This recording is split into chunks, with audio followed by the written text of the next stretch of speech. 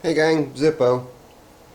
You guys are probably wondering, dude, that's a Kohler. You're not a Kohler guy. What are you doing with a Kohler? Uh, well, this was given to me yesterday. Um, my good friend of mine lives down the street. He had it installed in his King Midget and upgraded, smartly upgraded, that is, to a Briggs V-twin. um, and wanted me to have this engine. So, uh, not being a Kohler guy, thought, well, I'll take it. You know, maybe I can sell it and make a little bit of money to fund the tractor fund or find me a Briggs or a Maytag or something like that with it. But I don't think I'm going to sell it. And the reason why is this engine is just mind-bogglingly quiet. Got a standard Briggs muffler stuck to it, keep from making a long video longer. It's a battery ignition, so I'll put my ground on there. I already got my positive wired to my coil. Come around the side, already got my fuel on. Give her a little turnover.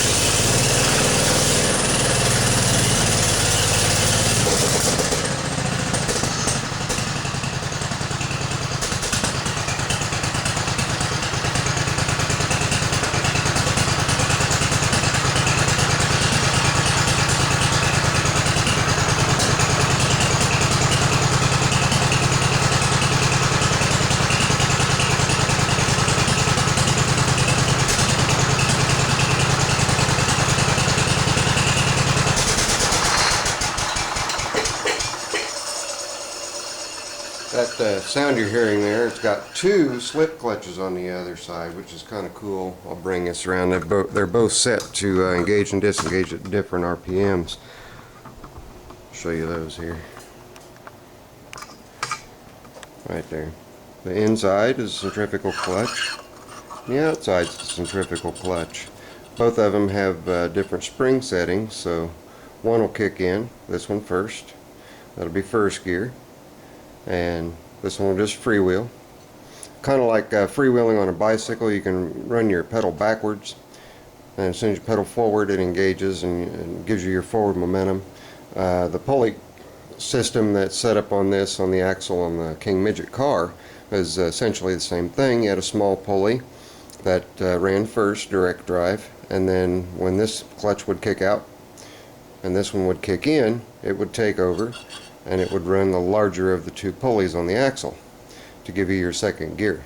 So that's why there's this huge monstrosity of a pulley set up here. Pretty neat, if you ask me. The reason I'm not going to get rid of this Kohler, at least not for a while, is just because it is in such good shape. Just a fantastic little motor. It's a 12 horsepower, it's made in 1962. Battery ignition. And another video I'm going to do today is I've had a lot of people mention that they've gotten their Briggs motors, and the Briggs motors have been converted over to a battery ignition with an automotive type coil, much like you see right here. That's not uncommon. A lot of times the coils underneath the blower housing, as such, that's a typical Briggs coil. If these go bad, a lot of the old grease monkeys who are used to automotive type coils, and those are typically a battery ignition coil, using a coil like this. So they would just come off the points with a battery ignition coil and hook battery up to it, and off and running they'd go. Not have to pull the cover off, take the old coil out, just disconnect it and go on about their merry way. So I'm going to be doing a video on that to help some people understand the difference between the two, why one works one way and one works the other. But at any rate, there you have the newest addition to the Zippo engine collection. It's one of one Kohlers in here, cast iron K301, again made in 1962, 12 horsepower, and sat in the King Midget all of its life. Had a very pampered life, but there you go. That's that. That's going to be the end of this video. You guys stay tuned for the battery ignition slash magneto ignition comparisons in the next video. Later. I'm out.